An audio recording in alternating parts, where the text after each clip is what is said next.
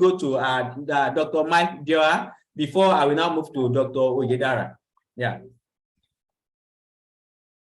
Yeah, sorry, I have to butt, and I just want to make further comment because it's quite late. I have to go to sleep. So first, I want to clarify on myself.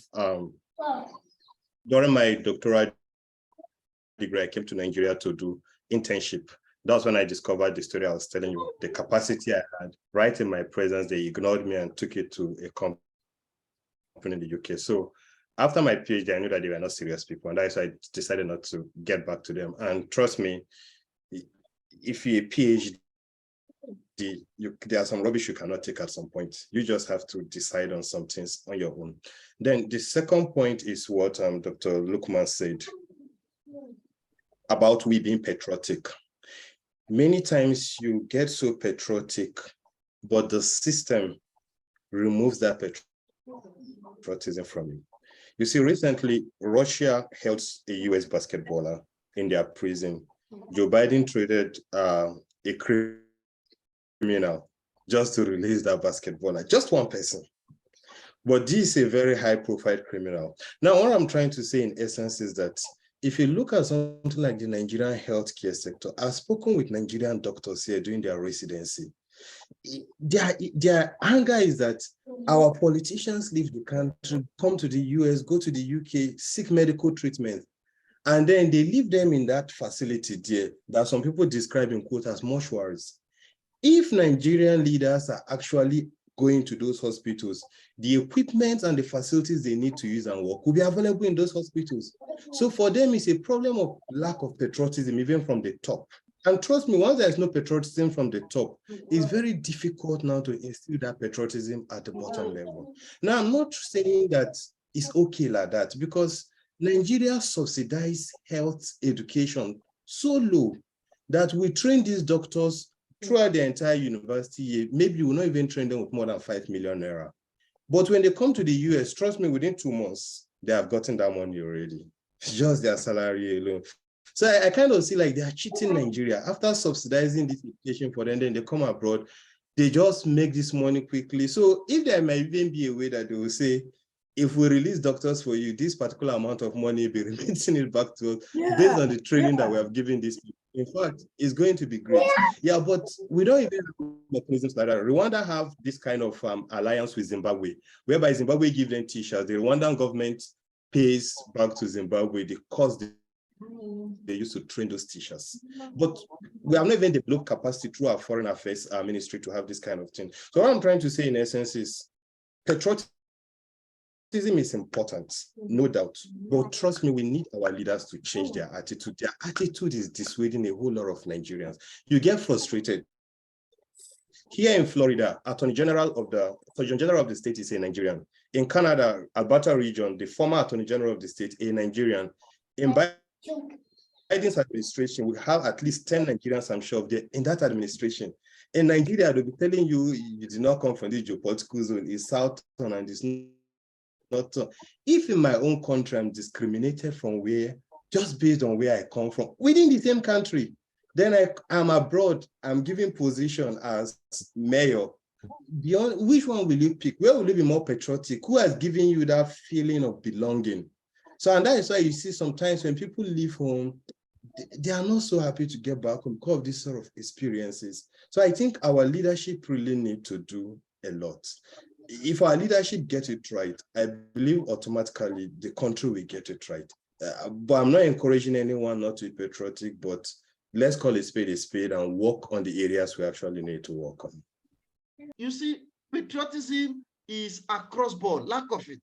If you have it, thank God for yourself. If I have it, thank God for myself. But let us encourage it among ourselves. I was talking to some guys about 2 days ago.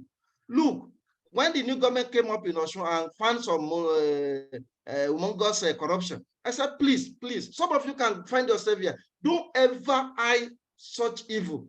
I was pleading to them.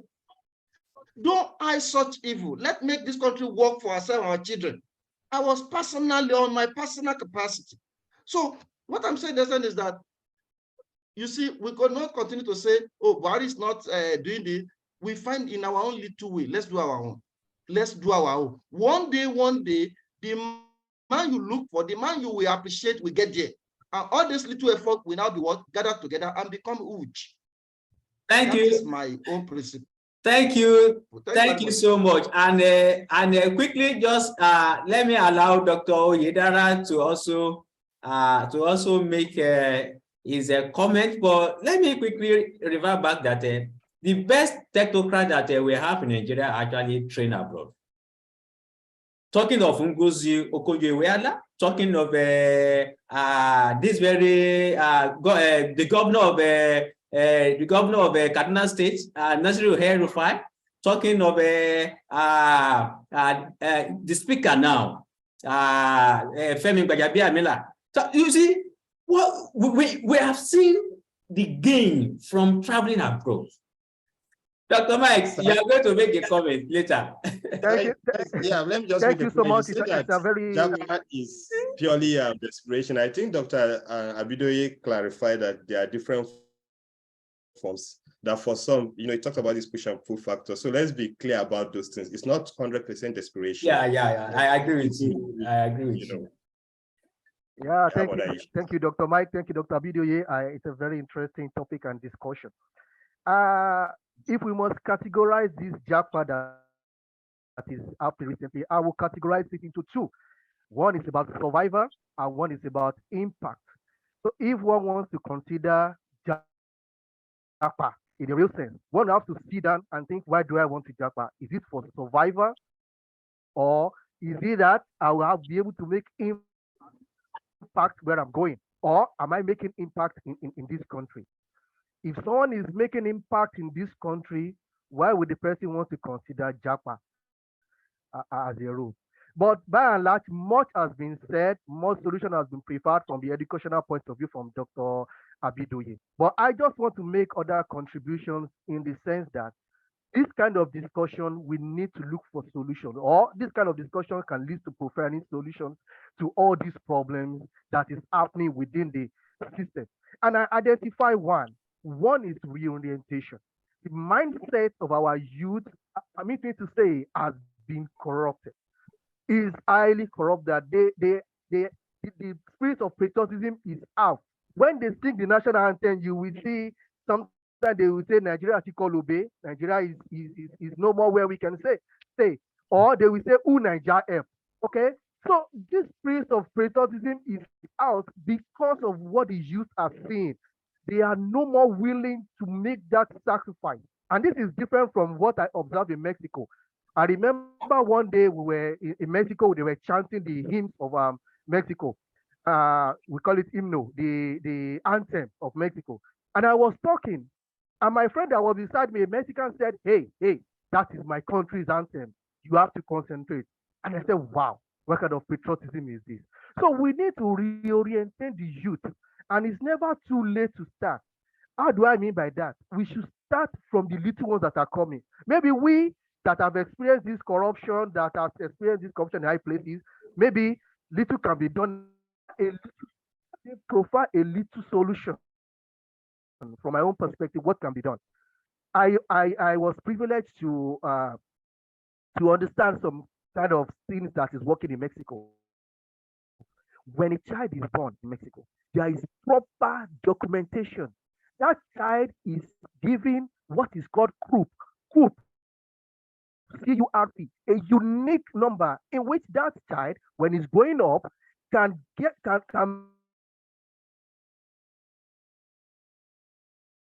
going up. If the child wants to apply for a scholarship in the future, they will need that group number to apply. If they want to do anything with the government, they will need that group number. So we can leverage on this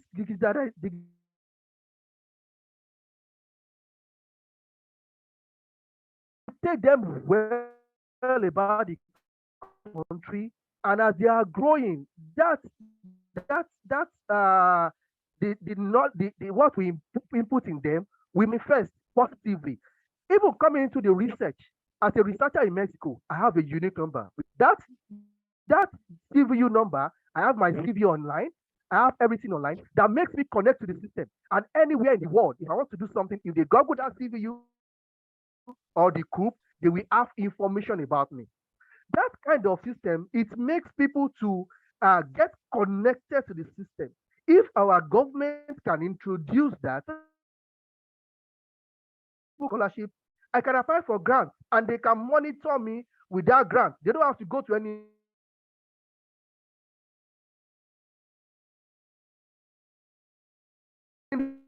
without affecting other people. Because something happened recently.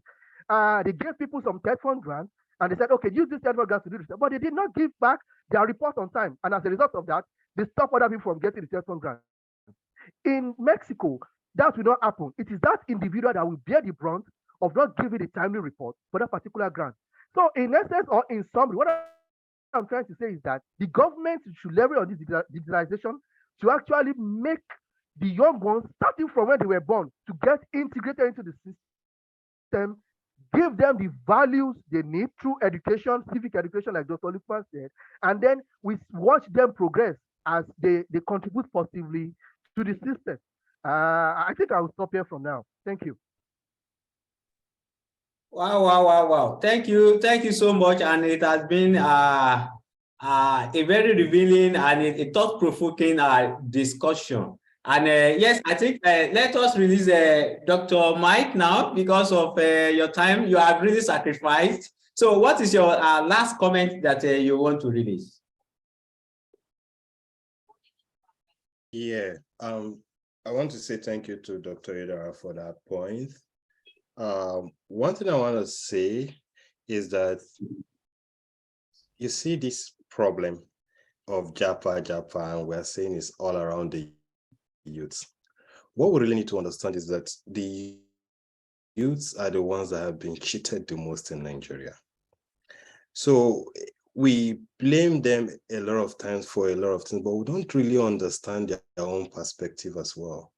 Who are those suffering from the proceeds of corruption that other people have taken? They are the youths. Unemployment today that we are talking about, who are those suffering? The youths. You go to the university, you are out, you don't have a job. It's the young people. So it's just natural with human that if you find yourself in a situation whereby you can't help yourself, you start thinking of, how do I go about helping myself out of this environment that I find myself? And if we don't address that situation that have made the youth to find themselves in this kind of state that they are, you see ritual, kidnapping, all these things, they will continue. It's natural.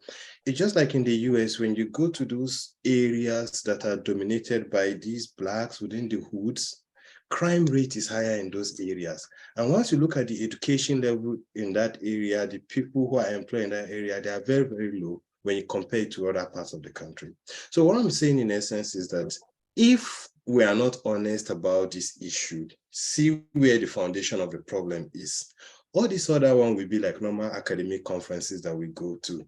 We blow big grammar and that's where everything ends. We all return back to square one again. If we want the real change to occur, then we should start addressing the problem from the foundation of the problem. Trust me, Nigerians are hardworking. Young people, they are hardworking. Many times is that they don't have the opportunity to work. You go to some places, even just electricity is what they need for their businesses, but that electricity is not there. Whose duty is it to provide that electricity? Meanwhile, our constitution states clearly that is the duty of the government. Then if these ones have failed on their own part, these other ones are struggling, then within their own struggle again, you come with things like SARS and so on and so on. Now, I'm not trying to say that all youths are working at their best, or at their highest God-given potential. Of course, there's opportunity for improvement, but we should stop blaming the victim when events like this are happening in the country. This Japa thing that is going right now, for me, it is a trend. We will still get reverse of it when people will start coming back to the country again. Trust me, I'm not happy that I'm in the United States now. I would prefer to be in Nigeria now because I feel that's where my impact will be the most.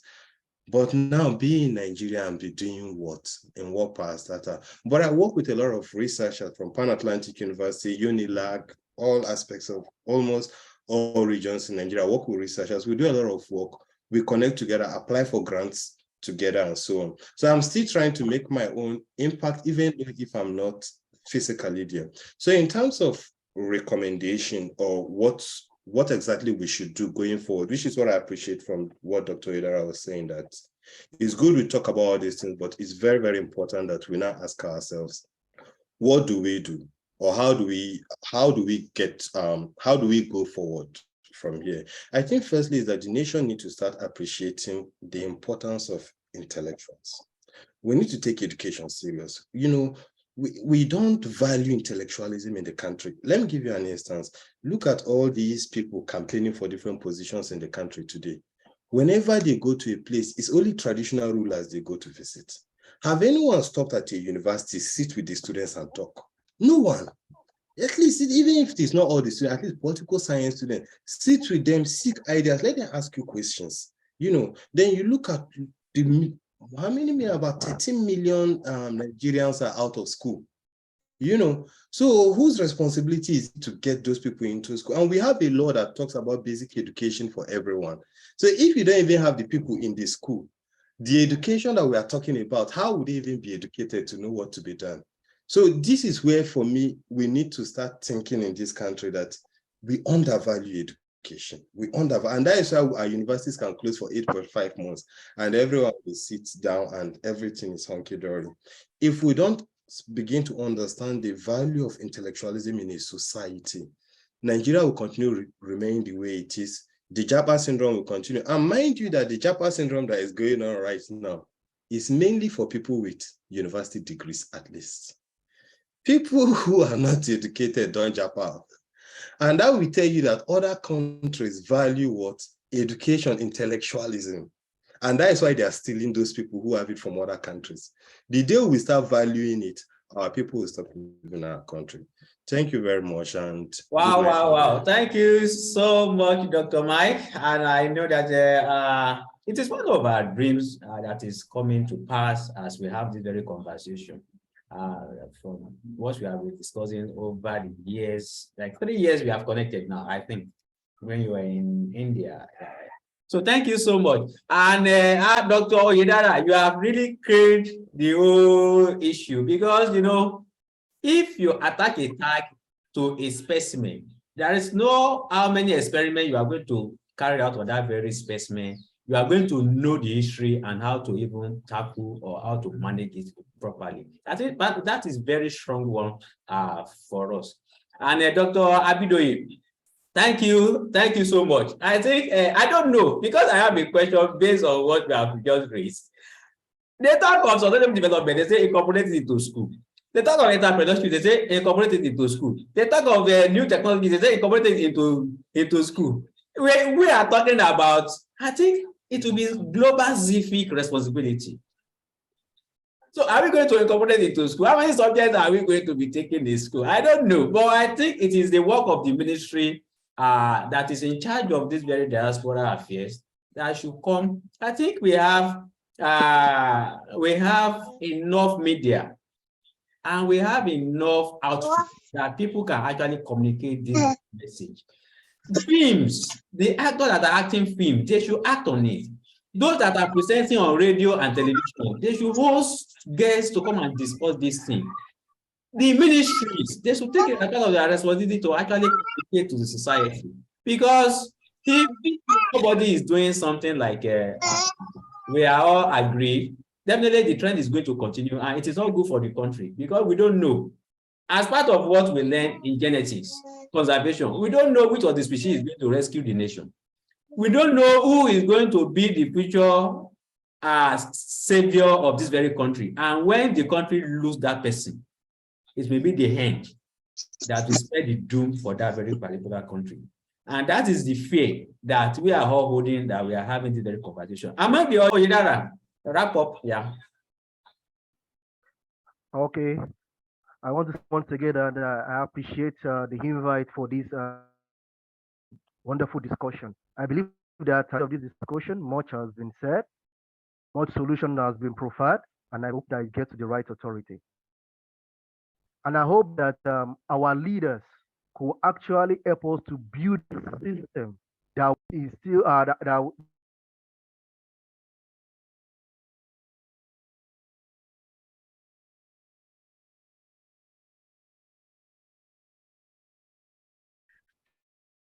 to express themselves in terms of talent, or in terms of the intellectual capacity. I hope this kind of system will be built, and the follower as well be patriotic enough to actually ensure that this system is a one that is corrupt free and that is sustainable for everybody to survive. Thank you. Wow. Thank you so much. I think we have part of the participant that want to say one or two things, but our time is actually against us, very, very against us. We are going to take all the questions and comments in the next session when we have, when we host the next episode with the people living in the diaspora. Of course, it will come very, very soon, maybe in January. We have started working on it. Dr. Abidoye, your wrap-up remarks. Yes. Thank you very much. Okay, thank you very much, Mr. DBC, for the wonderful organization of this discussion. So it's a right forum to continue to air the trend among the Nigerians, especially among the youth, in a way that can be win-win situation for our country. So as has been rightly said, we should view Japa in negative. So it's positive in the sense that the people who are seeking economic freedom or opportunity get it, and it's also positive that they remit back to Nigeria. We are earning the currency through that route.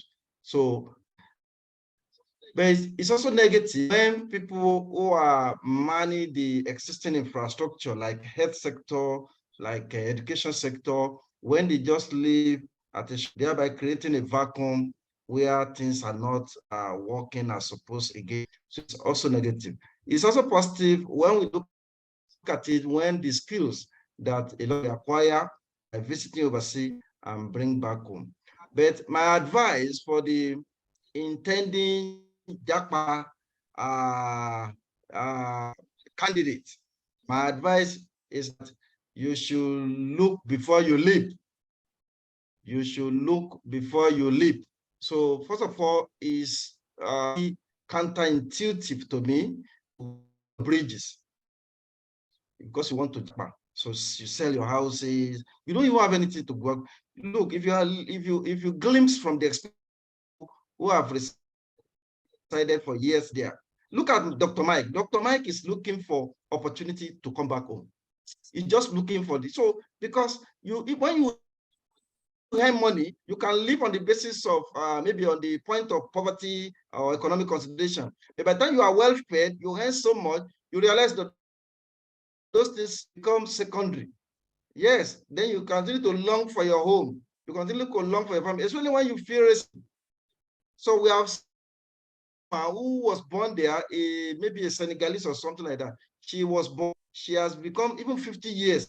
But because of repeated racism, she relocated to Senegal. And she had a program that, look, Maslow hierarchical of woman, there is a psychological aspect, as physiological aspect. Physiological aspect you want to so at times you will get, you don't get that any longer. That's when you will realize the value of what you are leaving behind.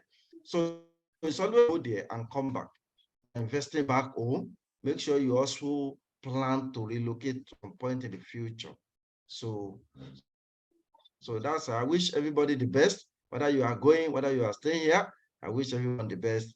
Thank you, Mr. Davis, for the event. Thank you. Wow. What a session. I didn't maybe have a preview that is going to be as beautiful as this, as people are going to participate and attend as much as this.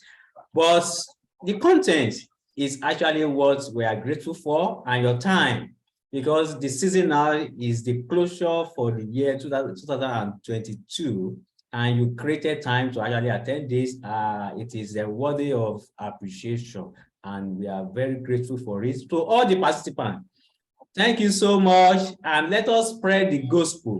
What we have acquired here in terms of thought, solution, and also a rethink of what should guide our own action too. Let us share it with others, discuss among ourselves, and it is for our betterment, it is for the betterment of our society, and it is for the betterment of the world at large. So thank you so much. So Dr. Oyedara, thank you so much. My regards to the family. Dr. Abidoye, thank you so much. Thank you so much. And everybody, thank you. So we meet in the next episode. By God's grace. Bye-bye. Bye. Bye. Thank you.